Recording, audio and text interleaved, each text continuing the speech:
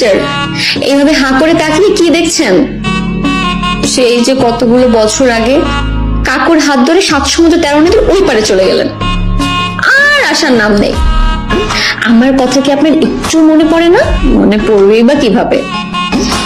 বিদেশ গিয়ে হয়তো বা সাদা চামড়ার মেয়ে পেয়ে আমাকে ভুলে গেছেন, কিন্তু আপনি একটা কথা শুনে রাখেন, আমি কিন্তু এখনো আপনাকে ভালোবাসি, ঠিক যেভাবে ভালোবেসেছিলাম আজ থেকে 12 বছর আগে। কিন্তু একটা সত্যি কথা কি জানেন? আপনার কথা না এখন আমার মনেই পড়ে না,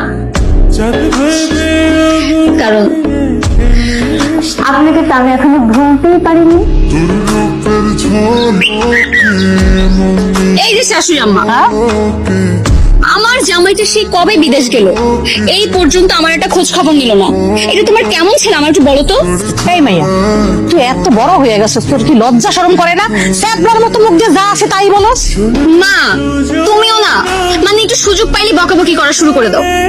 তাই ছোট, তুই একটু চুপ কর না, ও তো ঠিকই বলেছে। ভাবি, আপনি ওর সাথে সাথে পাগল হয়ে গেলেন। আপনার আশকারা পায়া পায় না আমার মায়ের তারগুলো পুরো ছিঁড়ে গেছে। শুনেন, আপনি যখন ওরে বিয়ের কথা বলছে তখন কি ওকে বিয়ের বয়স হয়েছিল? এমন ছোটবেলা তো বিয়া বিয়া খেলা আমরাও খেলছি। ঠিক আছে বুঝছি, তোর কথা হলো সত্যি সত্যি আমার ছেলে ওরে বিয়ে করে নাই। আমার ছেলে বিদেশ থেকে শীঘ্রই চলে আসবে, আর আবির আসার পরে মেঘের সাথে আবিরকে বিয়ে দিব। আর আমাদের তো একটাই মেয়ে, আমাদের ঘরে মেয়ে ঘরে থেকে যাবে, এটা ভালো হবে না? তখন তো শাশুড়ি মা বলে আমাকে ডাকতেই হবে, কি বলিস?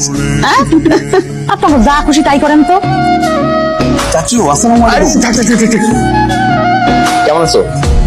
হুট করে চলে আসছিস, আমরা তো কেউ চাই না যে তুই আসবি। হ্যাঁ, কি ব্যাপার, এত বছর পর দেশে আসলি, আমাদের জানালি না?